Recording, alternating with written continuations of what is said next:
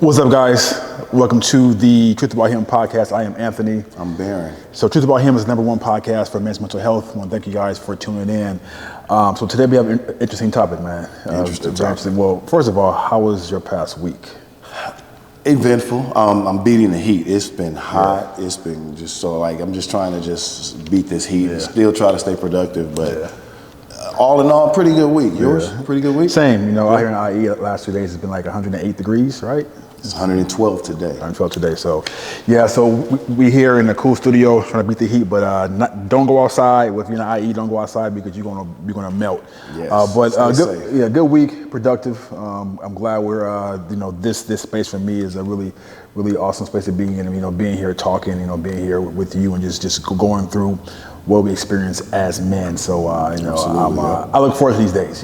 That's what it's here for. That's what it's here for. Yeah, so I look forward to it. So today we are talking about how to lead as a man in the modern world.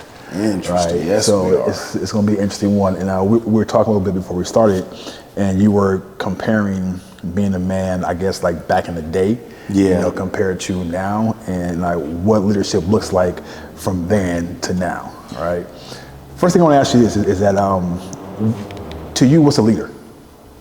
A leader is someone who not necessarily the loudest person in the room.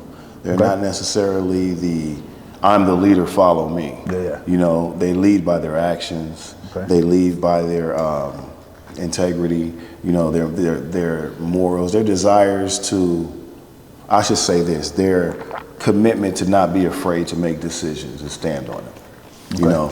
And that doesn't necessarily mean that they're wrong they're not necessarily right every time. Right. They're not scared to be wrong and take accountability for if I am wrong, then I'm wrong. I've learned from that lesson. Now I'll make better decisions moving forward. Right. That does not mean I'm not a leader. That just means I'm in constant learn mode. Yeah. So, that's part of it. And then right attached to that, a good trait to have is humility. You got to be able to be humble because the greatest leaders, I believe, are the most humble. Yeah. Your Gandhis, your Dr. Kings, those are the ones that we see as, our upfront leaders. But what about the ones that we see every day? What about the person that works in retail and they have a manager that consistently asks them, are they okay? How are they doing? Yeah. The ones that lead and say, this is the time frame we need to get things done. I'm going to break you guys up into teams to be successful and not to fail. Yeah. That's a great leader. So they're not just the ones we see in our books and on movie screens. They're our teachers. Yeah. They're our fathers. Yeah. They're our coaches. So these are traits that these individuals should have as leading others because you're not just responsible for yourself. Yeah. You're responsible for the people who are around you, and you take that responsibility seriously. Yeah. So that's part of it. And then I would say communication. Okay. Being able to communicate with your team effectively, being able to communicate with your family effectively so that everybody's on the same page. Right. And when someone is off the same page, you can bring that one person back into the fold because you take responsibility for that. So you want to make sure that we're pulling this rope together and one is not letting the others carry more. Yeah. So, looking at the totality of a situation makes a great leader, not just the right then and now. Yeah. So you made a lot of good points, and one is that a leader is not afraid to be wrong, right? And a lot of times I see people, it can be male or female. The goal is that I want to be right? I want to be right, and that makes you wrong. But what happens when you make someone feel wrong? How's that person feel? First off, you make a person feel wrong, you're belittling that person. Right. You are limiting the communication experience between you and that person. You're not wrong, you're just different point of view. It's a different point of view. Yeah. It's all about perspective. Yeah. And I think a great leader understands that it's about perspective. Yeah. I may not be right this time, but I'm willing to listen. I'm willing to get better. I'm willing to say that I'm not right. Yeah. I'm willing to say I don't mind being wrong. Yeah. However, this was the best direction at that particular time based on the information that I had. Do you, because like for me, at this point in my life, going through so much, I really don't see things as right or wrong anymore. It's just like, that's your perspective and my perspective, but that's just what it is, right? And we don't always have to agree, and because we all see the world differently. Everybody has their model of the world, right? Exactly. So to say someone is wrong, I mean, in their mind, they're right. I mean, there's something that's like crazy stupid, Right. But in conversations, it's like, well, I have my vision of the world. I have things that I see. And for me to say you're wrong because you believe a certain thing, I don't think it's okay, right? It's like, okay, this is your perspective. This is mine. It's what it is. You're not right or wrong. I'm not right or wrong. Right. It's just, let's just work through it and see if we can come to a common ground and not really try to persuade someone to think like you, but share your view, share your perspective in hopes that they'll understand. Exactly. Right? Understand what you mean and not try to persuade them to, okay, you know what, I'm right and you're wrong. And one thing you mentioned is also responsibility, right? I learned a long time ago what that word meant in real life, right? Responsibility as a leader is your ability to respond, right? Because most people, when something happens, their first thing is to react. Let me react and defend myself, or react and get defensive, have a comeback. But a true leader has the ability to respond. How are you responding to what just happened? And as a leader, father, it's super important that we respond in a certain way, right? We respond to know that, what, I hear what you're saying, I see what you did, let's work through it, let's talk about it and see how I, as a father, as a man, as a husband, as a boyfriend, or whoever, can best support you through that. Now, if you did something that was totally against the values that you grew up on, we're gonna discuss it, and the conversation is probably gonna be a firm one. Probably gonna be one that's going. I'm gonna challenge you. I'm gonna push you, and you know what? I might be upset, right? And I tell my kids all the time, it's okay to be upset. It's okay to be angry. It's a human emotion. Exactly. It's how you respond It's your response and how you to act out and live out that anger is what's going to dictate how your life plays out from this point, right? Exactly. So being responsible is huge. It almost makes it a lot easier to walk through life when you know that you're open to different perspectives. Yeah. It makes it a lot easier because now you're not so defensive, you're not so on guard, you're more into, this is how I feel, and I'm willing to listen to how you feel. Yeah. And 9 times out of 10, if you're doing it with that mindset, you're welcoming positive conversations. Right. And if we take that mentality and put it directly into fatherhood, it makes it a lot easier for you to communicate with your kids. It makes it a lot easier for your kids to communicate with you. Right. To make them feel, hey, Dad, this is what I'm feeling. This is how I found this information out. What do you think about it? And then that opens up a bonding moment. That opens up a trust moment for you and your child. Yeah. And then as they grow older, they realize they don't have all the answers either. And who better to go to than your parent or your father? Yeah. And then worst case scenario, I don't know nothing my son's talking about. That's the worst case scenario. Best case scenario, I do. But at that time, we have an understanding that, okay, I don't know, but let's find out together. Yeah. So now we're learning together. Yeah. And the ability to ongoing learn is something that I don't think you can't put a price on that. Yeah. I always say you stop learning once you're dead. Yeah. Once you're dead, that's when learning stops. Right. After that, before that, you're learning constantly. So even as your kids get older, the world is maturing. The world is not how we knew it when we were coming up. Right. AI, social media, Lyft, Uber. We had buses. Right. We didn't, if you didn't catch the bus, you walked. Right. These kids don't know how to catch the bus anymore. That's so These true. kids, but it's the way that it's the era that they're in. So, if I never caught an Uber, if I never downloaded the app and I've never used it, who would I go to? Right. Right. them. Right. So, you know, as they get older and as you get older, it's a revolving door of learning.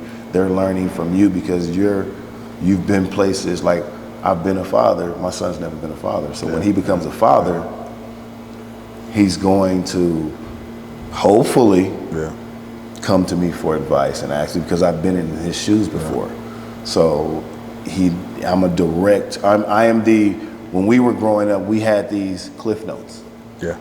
Teachers tell you, I want you to read The Lord of the Flies and I want a book report next month.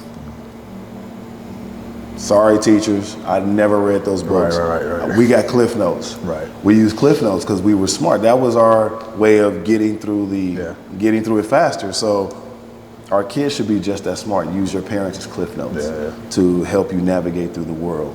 And we have to be responsible and we have to be emotionally intelligent enough to allow them to come to us. Yeah. Because sometimes they're not going to come to you. But are you comfortable with asking them how they're doing? You know, how are you doing? What's going on with you right now? You know, without having to be combative.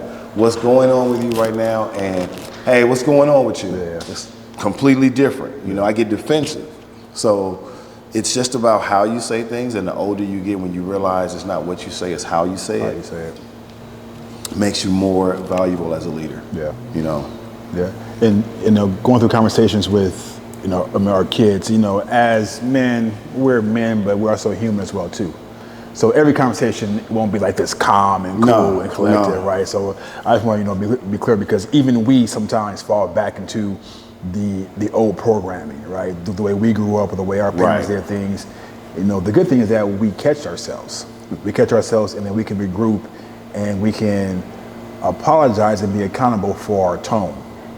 A lot of times. Now, why do you think that is? Why do you think now we can be accountable for how we speak versus how we grew up, and thinking back, did our parents ever apologize? Great question. So that takes me back to something that you always say in our conversations that we have, being self-aware, right? Being aware of who you are, being aware of where you came from, and being aware about what you're saying, how it's going to affect the person that's receiving it. Because for me, communication is not the mouthpiece, it's about how is someone receiving what you're saying, what are they listening to, right? So it's just being self-aware. So if I'm talking to my kids about something, something they did that was against how they were raised, or something, let's use the word wrong, okay? Something that they did was wrong, right?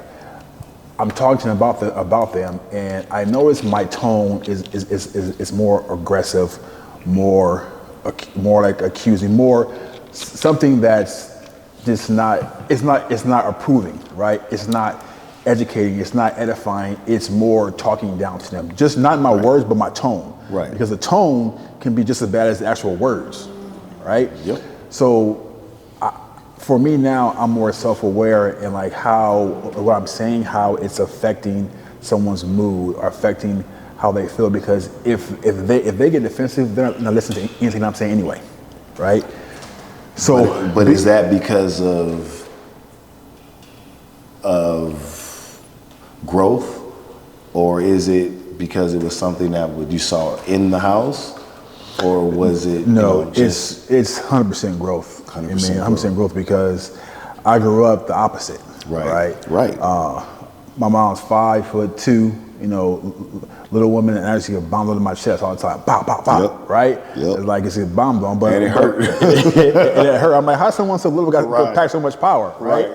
So, but then also I watched her grow, because that's how she grew up, right? So I watched her change and modify and become someone different. So even with me, when we do certain things, we know if it's use the words right or wrong, or if it's how we grew up, or if it's from our new being, right? So it's definitely growth. But then again, in that growth and being a leader, growth is hard, man. Yeah. It's hard because you're accustomed to a certain way of living and how you grew up for years, right? And I believe that true leaders are the ones who can really change who they are to become better, that can grow. Yeah. You can change and go backwards. Yeah, right. absolutely. But true leadership are the ones that step up and move through the pain of change with grace, but also with authority, and knowing that, you know what, this is uncomfortable, it's going to hurt, it's going to be painful, but I know if I do this, it's going to get me to this next level. Or that goal is so far away, but I know if I do X, Y, and Z, I'll get there a lot faster. It's going to be painful. Right. It's going to be uncomfortable.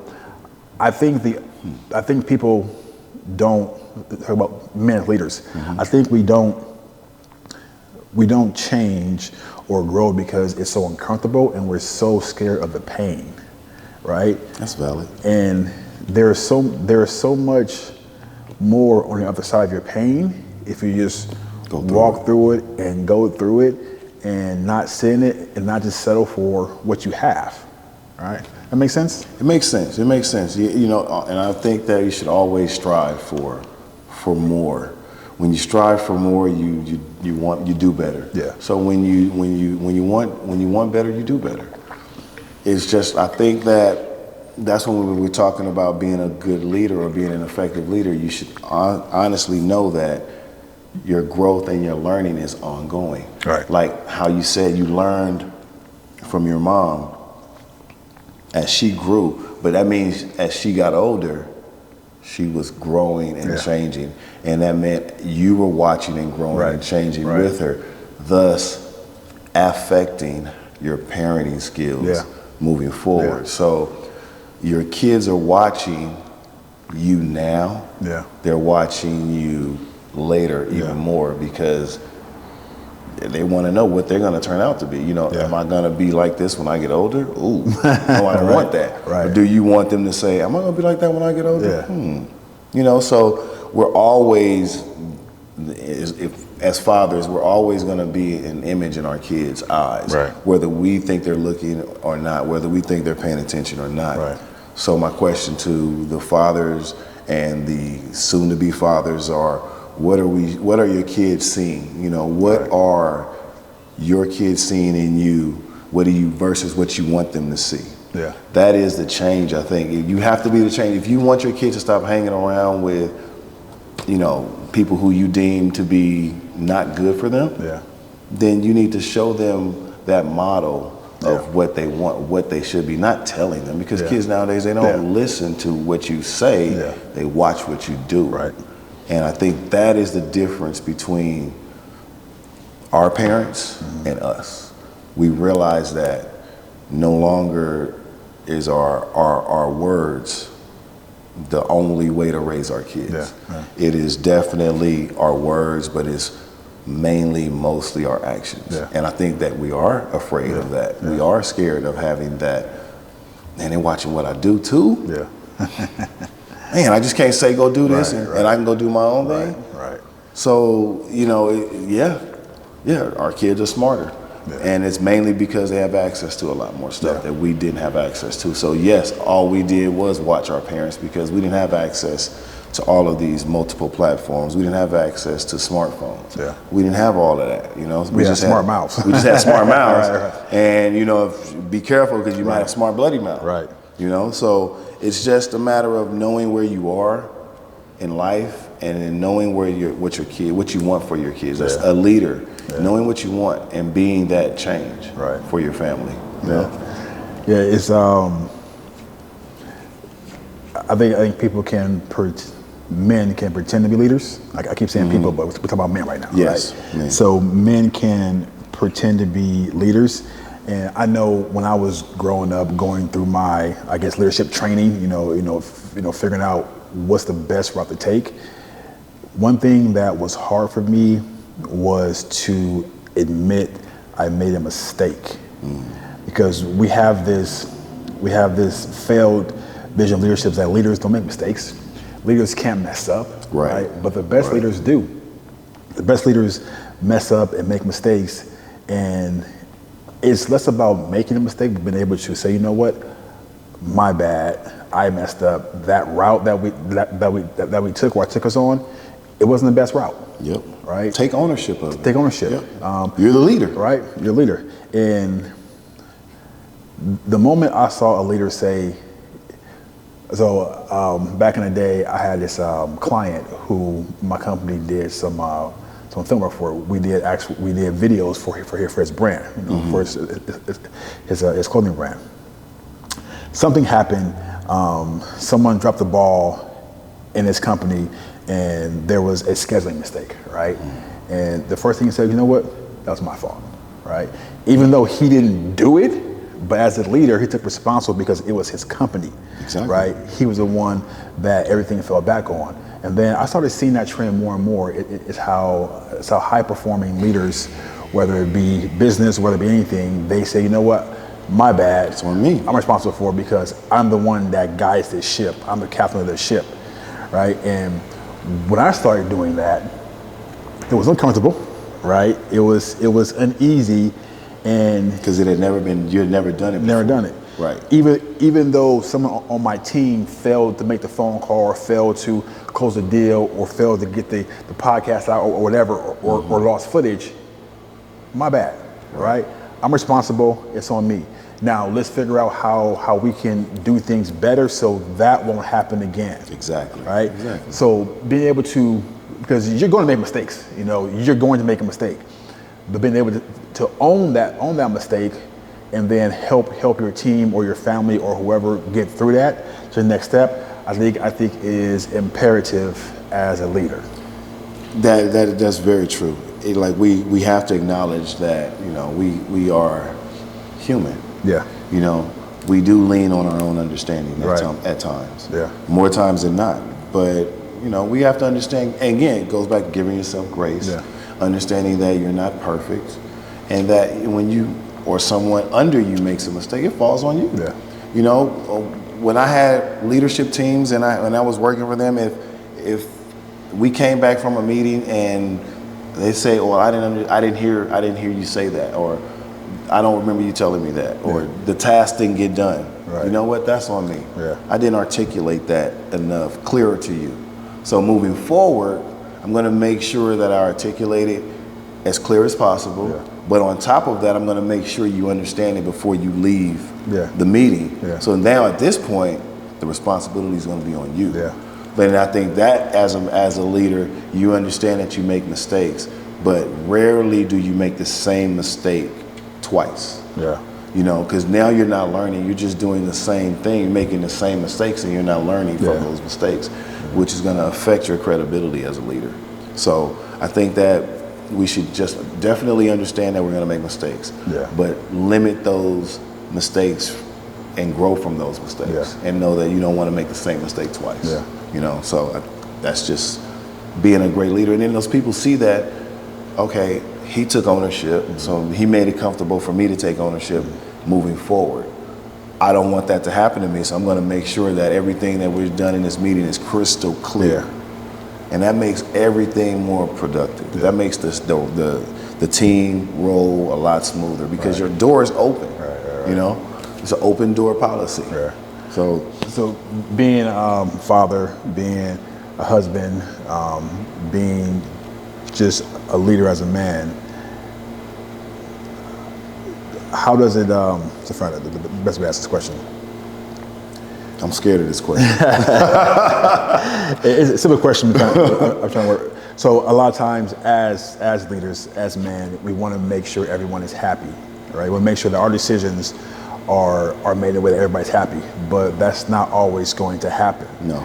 You have to have the hard conversations, make the hard decisions, and not everybody in your life is going to like it. They're going to be upset. Nope. How do you navigate through that?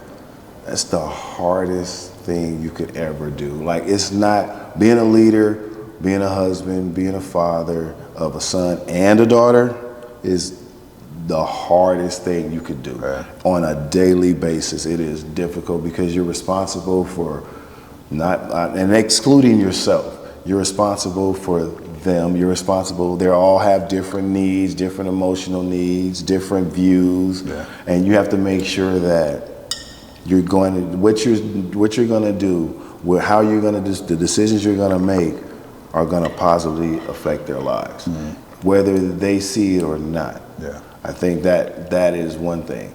Another thing is what makes it easy is humility and collaboration. Okay.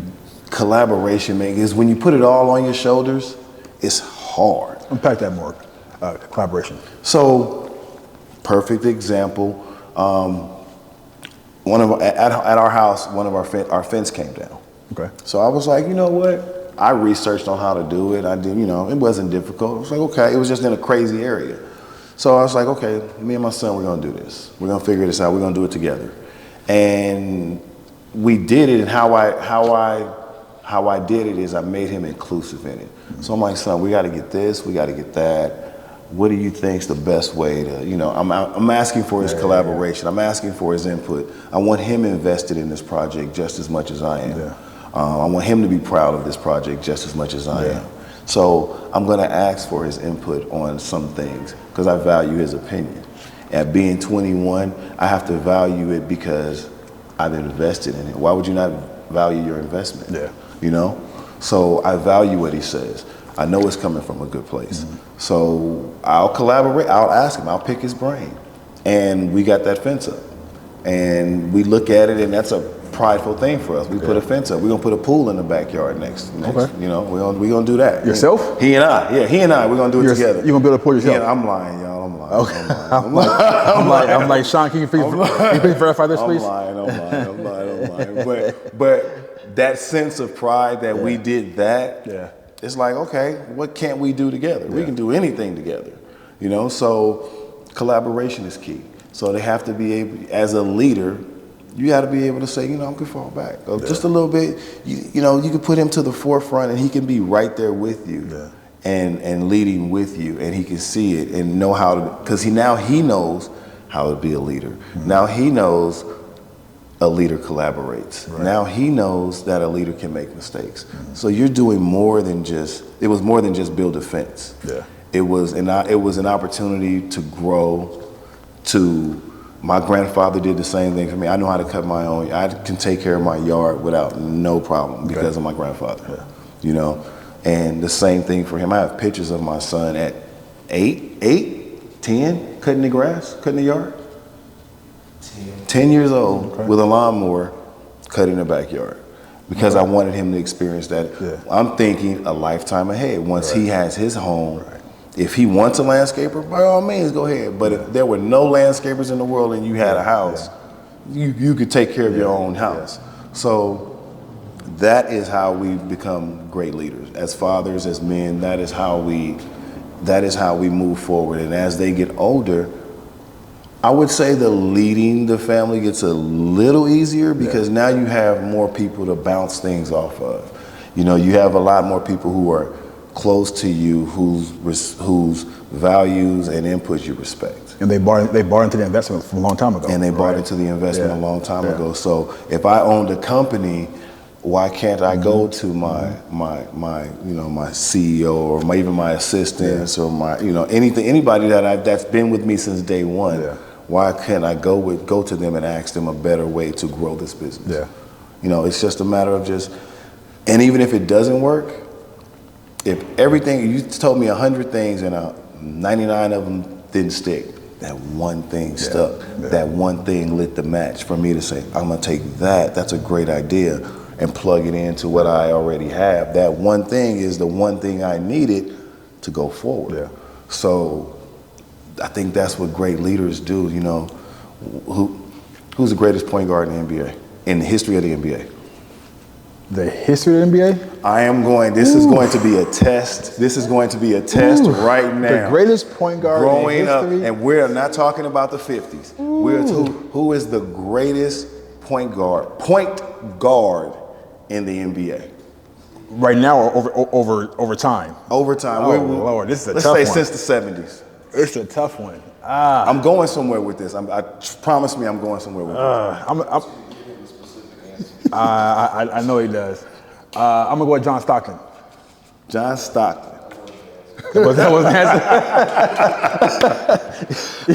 You should hold up a cue card sometime.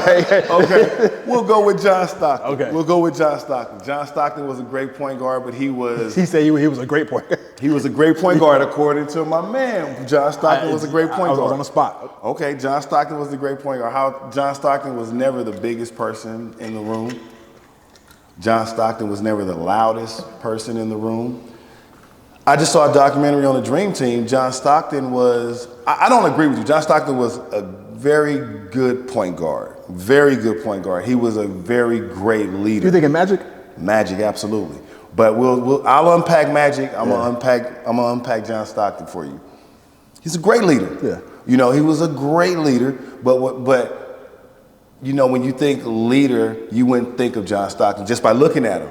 Just by looking at John Stockton, he was able to walk through Barcelona, Spain, unrecognizable. Yeah. You know, but he was a great leader for his team. Yeah. I give you that. So from that aspect, John Stockton's a great leader. Yeah. I'll give you that.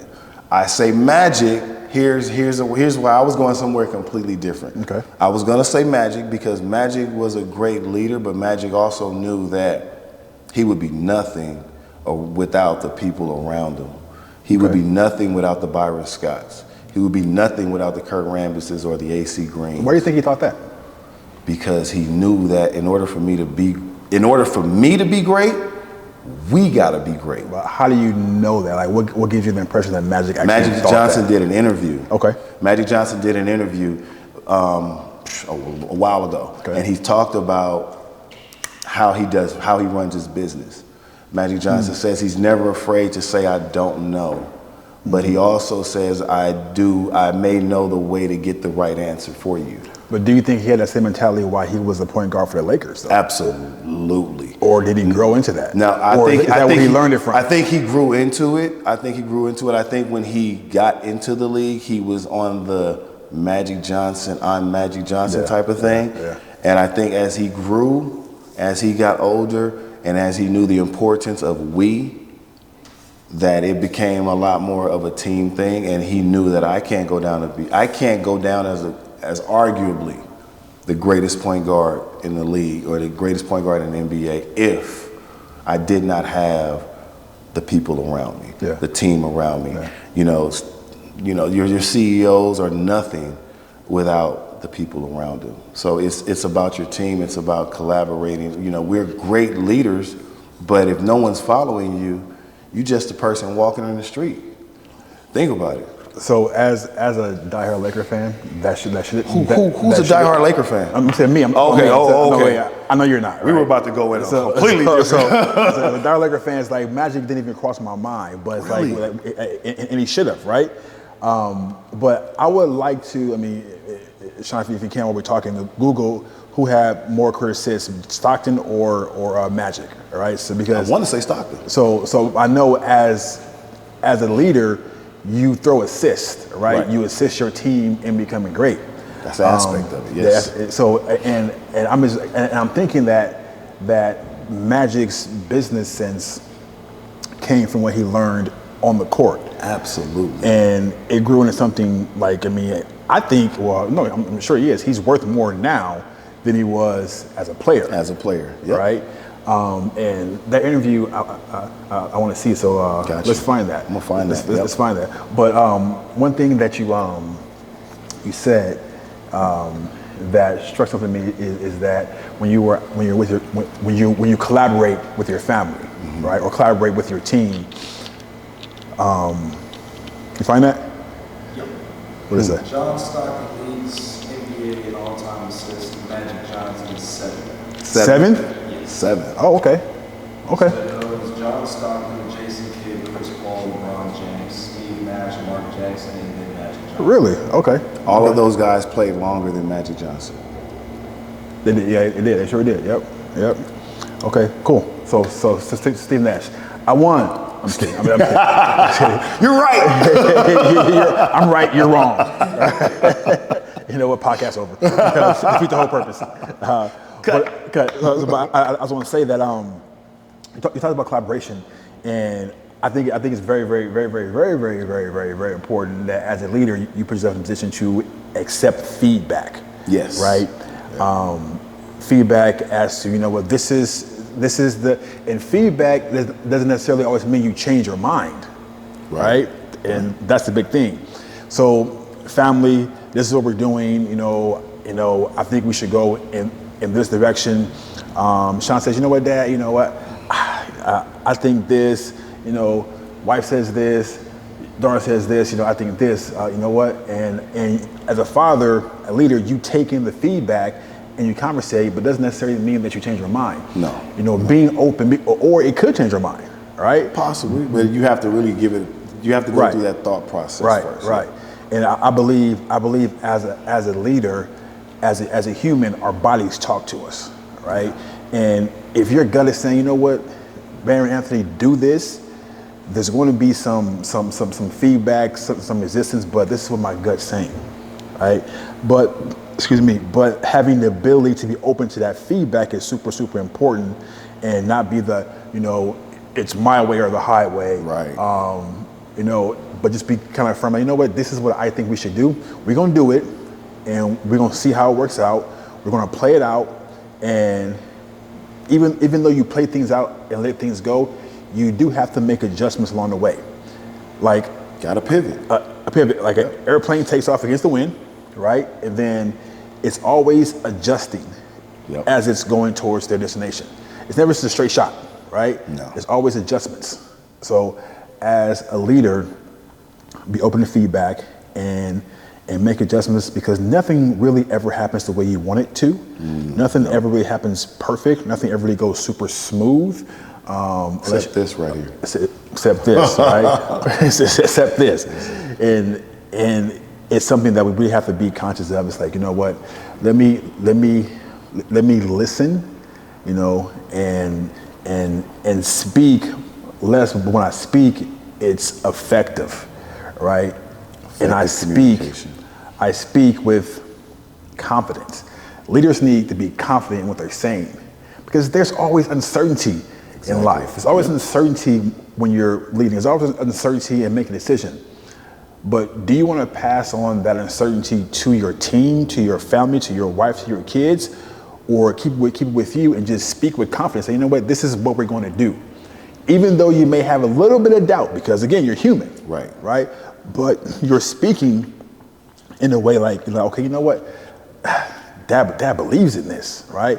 Mother believes in this. Right. You know, he's here, he's been put in this position to be a leader, not by accident. Right. It's for a reason. It's for a reason. Yep. So let's trust him, and it's okay to go in and seek counsel from your family, because I think the way that you raise your kids, the way that you with your wife, you're open to their counsel.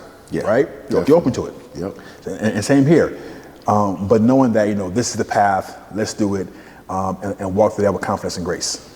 You know, it's as a leader, I think if you're a good leader, you deserve the benefit of the doubt. Yep. You know, you deserve the benefit of the doubt. You deserve the trust of your team, because you're their leader. You are who they trust to get them through everything or some things. So let's just hypothetically say that we chose to go left, and I took my family left, and we realized that the right way was the best way to go. Okay. As a leader, I have to recognize that, and tell my family, tell my team, hey, you know what? I'll take this one. Right. And moving forward, I'm still going to take ownership of the decisions. But yeah, you guys were right. We probably should have went to the right. And now we'll incorporate that. We now make better decisions based on new information. So that makes us a better leader moving forward. So when you go back to it and you come to that same position, you're going to look at the right side and you're going to see that probably is the best way to go, because I took the wrong way last time. I'm not taking y'all that way this time. We're going to go this way.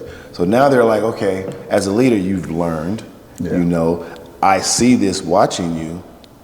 That gains more trust. Now moving forward, you've put more in stock of your leadership bank, as far as I've recognized the wrong. This is the right. I'm going to take everybody with me the right way. They understand it. They see it. they're willing to trust you and go through it a little bit more. So Let me ask you this real quick. And I'm sorry to cut you off. So in leadership, your team is important, right? Very much so. Your team trusting you is important, right? Absolutely. You say, let's go right, but the answer is left, right? And right doesn't work out. What happens if someone on your team says, I told you so, I knew you were wrong? Well, then that's a conversation. So, you know what? If you look at it like that, let's break that down. Yeah. If he came to me, Anybody, like someone, someone on your team. Yeah, I'm just saying, let's just say he came to me and told me that, in that way, I might be a little defensive because that's human nature. Right. But I respect you a lot more doing it this way than if you were to do it behind my back and go tell 2 and 3 other people the same way with that same energy. Right. Now you are becoming a cancer and you are infecting your negative beliefs and injecting it into others. Right. As opposed to coming to me directly. I'm a firm believer in that. Yeah. Like, because if I have a problem with you, I will come to you. You will never hear Barron has a problem with you from someone else. Yeah. If someone tells you that, you already know it. Yeah. You know, so I respect that. For you to even come to me and tell me that, cool, let's have a conversation, let's talk about it. I was wrong this one time. My question to you, have you ever been wrong before? Oh yeah, I've been wrong before. Have you ever owned up to it? Yeah, I've owned up to it. Have you ever been wrong before and had the responsibility of others behind you? Yeah. Then that's when the question gets a little deeper. So do you understand the pressures Yeah. that come along with that? If you don't understand the pressures, then you can't understand my decision making. Right. So it doesn't make sense for you to be combative like that unless it's an open communication. You can have an open communication, and I'm fine with that. Yeah. That's what great leaders do. You have to be open. You have to have an open door. They have to be able to trust that they can come to you and talk to you and discuss things with you. You definitely have to be open, but I think as a leader as well, you have to be able to set some boundaries and know that we're going to talk about this, but we're not going to fight or argue about it, right? You set the tone. And arguments are not always loud and robust. I mean, you can sit here, like you and I can have an argument right now, but just in this tone, right? But not be at a point where you're loud and you're disrespectful or undermining the decision that was made, right? Because everything else on our team, in our business, in our world has worked out pretty good thus far, right? And leaders are human. Leaders make mistakes, and I just believe that when you get to a certain level as a leader, you can become a threat, even the people on your team, right? And then they begin to try to undermine you. But again, as a leader, that's when you recognize that, have the conversation, and say, hey, you know what? I'm here to listen.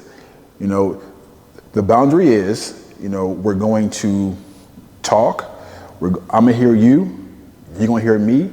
And then we're going to work it out and figure out where the breakdown was, where is the disconnect. I understand that the decision that I made to go right was left. I get that, but understand that I did my best, right?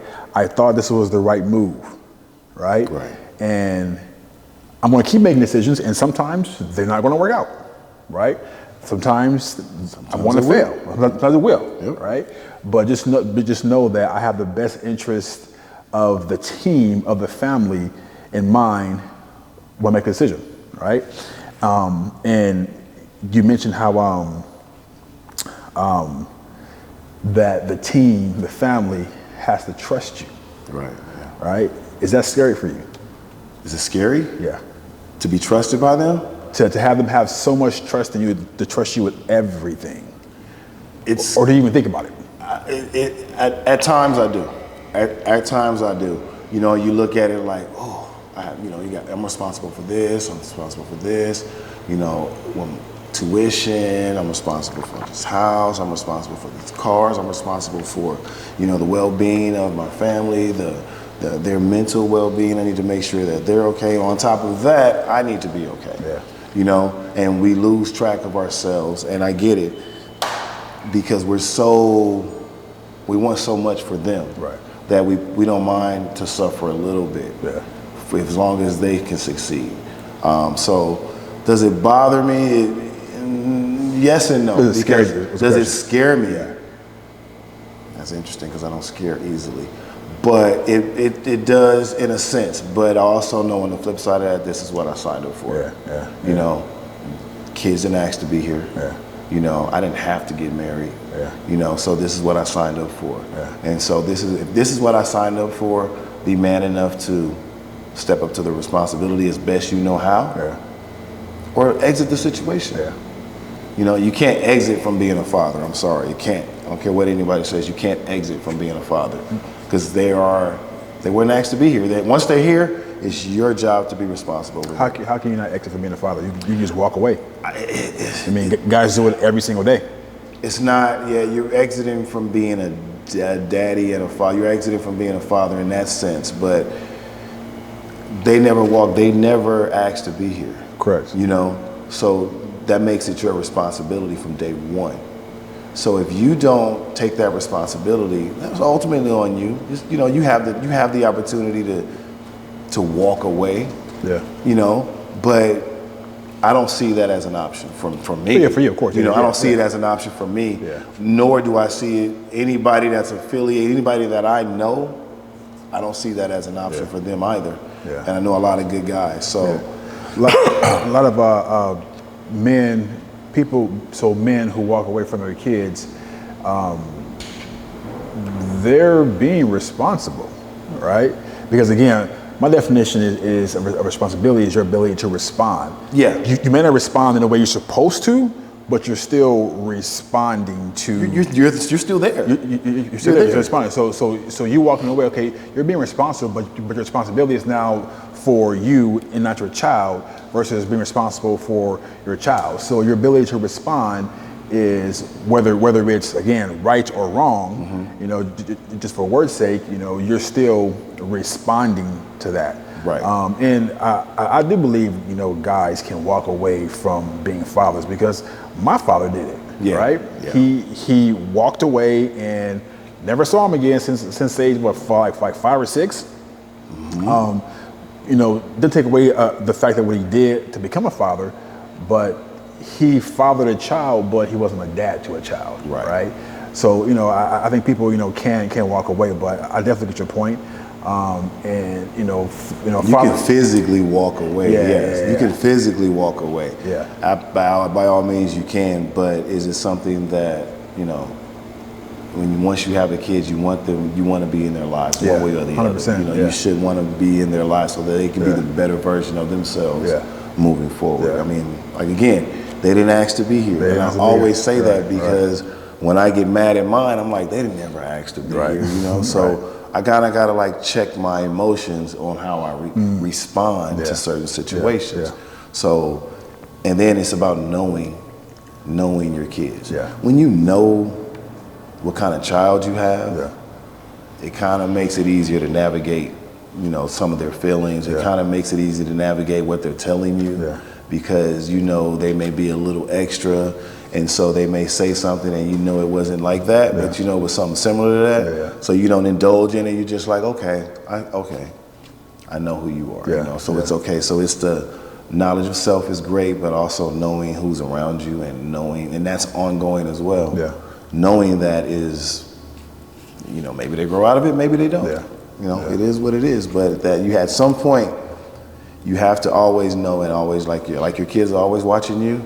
You should always be watching your kids. You know, watch how they talk on their phone. Watch how they, you know, maneuver around their friends. You know, just watch their mannerisms and stuff like that, because that is indicative of who they really are. Watching is so important. Watching is so important. Even watching your kids. I mean, I learned so much from them by just watching them, and your kids will show you exactly who you are, right? Because in most cases, your kids are a mirror of who you a whole mirror of who you are.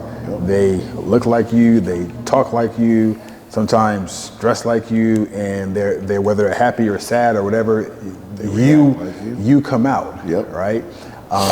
And I think that's a blessing because you can see, you know what? Ooh, is that how I look or sound when I do that or say that? Right? And then that gives you more compassion for them, more compassion for yourself. Yeah. And knowing that in this life, you're on a journey of evolving to a better person. Now, you can, right? I heard a quote the other day, and I'm gonna paraphrase it. It said that everybody on this planet are not here to evolve, but some people are here to show you where you shouldn't be, right? And I have people like that in my life, right? Is that wow? You know what? You're not evolving, but I know where you are. I would never want to go back to that, right? And you have to constantly stretch your mind, evolve, and learn, because that's what leaders do, right? They're always on a constant journey of learning about oneself, learning about teams, learning about the world, and just so you can grow to make better, more informed decisions about yourself and about life. Because this world is forever changing, forever evolving. Forever evolving. Like when I was in high school, it wasn't long ago. A couple years ago. A few years ago, I look at the game of basketball now versus back then, and it has evolved so much. These cats are doing moves. I'm like, okay, what? How? This combo. I'm like, but that's just how the world works. We evolve. You know, even like you said, Cliff Notes. Now we have AI, right? We have social media. And I was talking to my daughter yesterday, and she was saying how different the world is as far as what we did as kids versus what they're doing as kids. And it's evolved, but I think it's kind of the same. And I'll tell you why. She was saying, yeah, we went to a house party and people started fighting and like guns got pulled out. I'm like, well, that's what happened when I was a kid, right?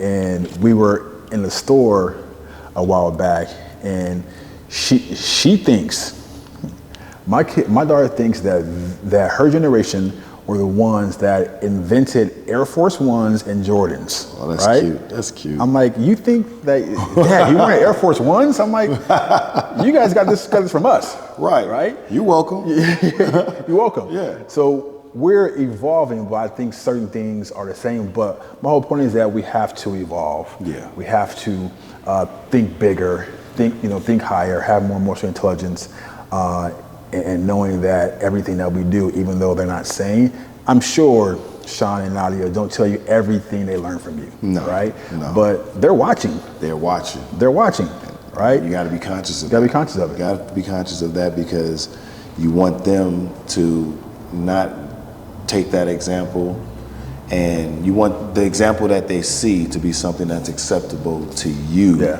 and their partner that they bring to you. Yeah. So, I always say, I pray that my kids find, my daughter, I pray that she finds someone who can take care of her and is concerned about her needs the way I am, or at least close to it, because nobody's going to love you like your dad. Right. Nobody's going to love you like your dad. And with my son, I want him to have the qualities as a man that he goes forth, and whoever he decides to spend his life with, and he takes certain qualities from me into that relationship. So I have to be cognizant and be aware of the footsteps that I leave in the sand. Yeah. Because, like you said, they're watching. Yeah. So I don't want to walk too close to the tide and then my footsteps wash away and he can't see or navigate where to go. Yeah. So I want to stay somewhere where he can see, okay, this is how you navigate that. Yeah. And in worst case scenario, we don't know how to do it. Yeah. And we find out, and we learn together, we grow together. Yeah. So I think you just answered my last question. I mean, and you can add on to it if you want to, but at the I want to say I'm gonna say that. Mm-hmm. So what do you think when it's all said and done, what do you think that would make you that made you a great leader? I would say first, and I would say my humility. My humility first. I would say that would make me a great leader. My ability to listen, because I'm a firm believer of how we are built and designed. We are. If you look at us, we have our major things are two. We have 2 ears, 2 arms, 2 legs. The things that we should not, we be cautious of where is our mouth. We only have one, but it cuts and hurts the most. Right. So you have to make sure that what you hear goes to your brain and that your filter is crystal clear as a leader. So that's the one thing I'm always working on, my filter. Yeah. I'm constantly aware of my filter as a leader, because I don't want to ignorantly offend anyone, but I'm not afraid to tell you my point of view and stand on my own too, while listening to your perspective, and agree to disagree. I don't have a problem with that. Let's just agree to disagree, and we can move on. You believe this, I believe that. We're still cool. We just know what not to talk about. So now we're learning about each other versus, oh, I don't like you because you're wrong, or you don't like me because I'm right, or it's just you cut yourself off at the limbs and you don't give yourself a chance to grow. So I believe one of my biggest qualities is just trying to make sure my filter, I'm always working on cleaning my filter so that what I hear doesn't affect what comes out of me. So I think though that is it. It's not my ability to, because if I walk into a room, I'm never the loudest. I'm never I'm never front row center of anything, but that's the way I like it. I like to sit back and observe. I like to sit back and listen. I like to sit back and learn. So that right there, I think, differentiates a lot of what I do versus what a lot of, like you said, so-called leaders want. I'm the leader of this team. I'm here. All right, everyone, sit down because I'm the leader. If you got to say that, then that's something. If you have to say that, you're doing that. That's an ego thing. That's an ego thing. So you can't have a huge ego. Okay. You can't. So I think that's it. I think that would be it. Let's flip that question on you. What makes you a great leader? So I believe that when I look at you know a tree by the fruit it produces. So I think looking at my kids, looking at my grandkids, and seeing how they operate in the world, see how they're successful, see how they adjust to adversity, see how they adjust to failure, and just see how they operate in their lives, right? And I think that's going to be like the biggest indicator of like how I did or how I'm doing. And then my ability to be self-aware and to listen and to catch myself when I feel like I'm falling back into old patterns, old programming, old traumas, right? Because it happens. It happens. It happens. We're not perfect beings by any stretch. No. We become better, but we chase perfection, but we don't get perfection. We just become better at doing life. And really looking at everything that I produced, and really getting the feedback, because I think feedback, it can be verbal, right? But it's more about, okay, this is a model, okay? Look at how how successful you are, or how disciplined you are, or how well you eat, or whatever, right? It's just seeing the result of the investment that you put in. Getting your return back. And for me, it's just seeing how my team, my family, how they turn out, how they do life, and then how they respond to life. Right. Their response to negative. Right. And, Right. So if they respond in a way where I see growth, I say, you know what? I remember we talked about that. I remember that's what we discussed, and I taught you that. And I've seen it too. Right. Do you rather see it, or would you rather hear it? Which impacts you more? I want both, but the most impactful is to see it, because you can do this all day. Yep. But your action and how you operate out there in the marketplace Right. will show me everything, right? And it's like, don't tell me, show me, right? I can sit here and tell you, you know what, I can drop 15 threes in a row, right? Or which probably won't happen, but I can talk about it. 15? Okay. Yeah, I talk I'll hold about you to it. 7 Monday. No, you can hold me to 1 Monday, right? I can talk about it, but can you actually get out there? If you show me and do it, then we're good, right? But I think for me, I would rather actually see it out There's there value in in action. seeing it. Yeah, I agree. yeah. I agree. Cool. So we good? I think we're good. I think we unpacked that one. I hope Okay. that we Yeah, are. okay. I hope we shed some light on these fathers out here of how if they're being leaders, continue on that path, bro. Keep stay strong, continue to do it. If you're not, you're lacking in certain areas, just remember that you're not perfect. Give yourself grace and be the best father that you can. Yeah. And guys, check out the description. I mean, we have some goodies for you down there. So check us out. Support. If you know any man who needs this podcast or anybody who loves them, please share. And thank you guys for watching Truth About Him. We'll see you on the next episode. Peace.